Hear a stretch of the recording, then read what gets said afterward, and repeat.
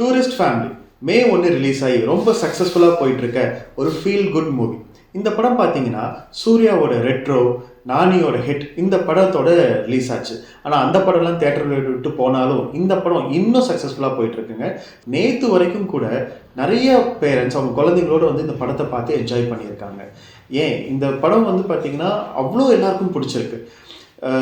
இந்த படம் வந்து ஒரு 24 வயசே ஆன ஒரு இளம் இயக்குனர் அபிஷன் ஜீவன் அவரோட இயக்கத்தில் வெளிவந்திருக்க ஒரு ரொம்ப நல்லா இருக்குது இந்த படம். சசிகுமார், சிம்ரன், அப்புறம் அந்த சின்ன பையன் கமலேஷ் எல்லாருமே ரொம்ப பெர்ஃபார்ம் பண்ணியிருந்தாங்க ரொம்ப நல்லா. சசிகுமார் அவர்களுக்கு இந்த படம் வந்து ஒரு ரொம்ப ரொம்ப ஒரு பிரேக் கொடுத்துருக்கிற ஒரு நல்ல படமாக இருக்குது. அவர் ஒரு நல்ல இயக்குனர், ஒரு நல்ல ஃபிலிம் மேக்கர் நம்மளுக்கு தெரிஞ்சாலும் இந்த மாதிரி ஒரு பிரேக்கை அவர் ரொம்ப நாளாக எதிர்பார்த்துட்டு இருந்தார்.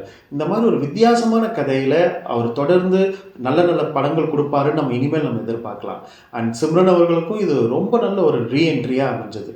யூஸ்வலாக சசிகுமார் பற்றி சொல்லுவாங்க, அவர் வந்து இங்கே சென்னையிலேயே இல்லை, அவர் வந்து டோட்டலாக மதுரைக்கே போயிட்டார் அப்படின்னு. ஆமாங்க, அவர் சமீபத்தில் ஒரு பேட்டியில் கூட சொல்லியிருந்தார், நான் சென்னையில் வந்து ஏதாவது நிகழ்ச்சிகள் அண்ட் ஏதாவது ஷூட்டிங் இருந்தால் மட்டும்தாங்க வந்துட்டுருக்கேன், மற்றபடி மதுரையிலே போய் நான் செட்டில் ஆகிட்டேன் அப்படின்னு மாதிரி சொல்லியிருந்தார். அதில் கூட ஒரு ட்ரெண்ட் செட் பண்ணுறாரோ என்னமோன்னு தெரியல.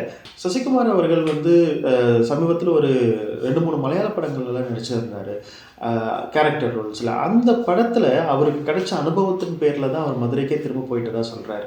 அதாவது அங்கே இருக்கிற ஆர்டிஸ்ட் எல்லாருமே நடிப்புன்னு வந்துட்டால் வந்து நடித்து கொடுத்துட்டு அவங்க சொந்த ஊருக்கு போயிடுவாங்களாமா. நம்மளுக்கு இங்கே சென்னை மாதிரி அங்கே கொச்சின் தாங்க அங்கே வந்து எல்லா திரைத்துறைகளும் இருக்கிற வருது. ஸோ அவங்கெல்லாம் அவங்க சொந்த ஊருக்கு போயிடுவாங்க. அதே மாதிரி நம்மளும் ஏன் போகக்கூடாது அப்படின்னு சொல்லிட்டு படப்பிடிப்பு நிகழ்ச்சிகள் வந்தால் சென்னைக்கு வராரு, வந்து நடிச்சு கொடுத்துட்டு போயிடுறாரு, மற்றபடி அவர் மதுரையிலேயே போய் செட்டில் ஆகிடுறாரு போல இருக்குது. ஸோ இது ஒரு நல்ல விஷயம் தான், ஒரு ஆரோக்கியமான ஒரு செயல்னு நல்லாவே தெரியுது. இந்த படம் பார்த்திங்கன்னா இதோட தயாரிப்பு வெறும் 15 கோடி தாங்க.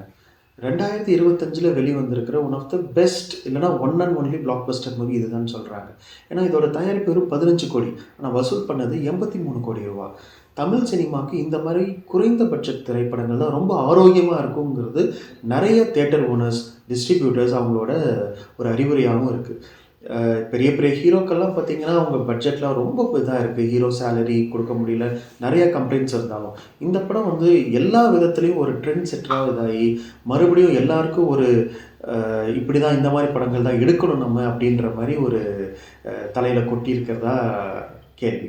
ஏன்னா நீங்களே சொல்லுங்களேன், 5 ரூபா போட்டு 10 ரூபா எடுக்கிறது புத்திசாலித்தனமா, இல்லை 9 ரூபா போட்டு 10 ரூபா எடுக்கிறது புத்திசாலித்தனமா?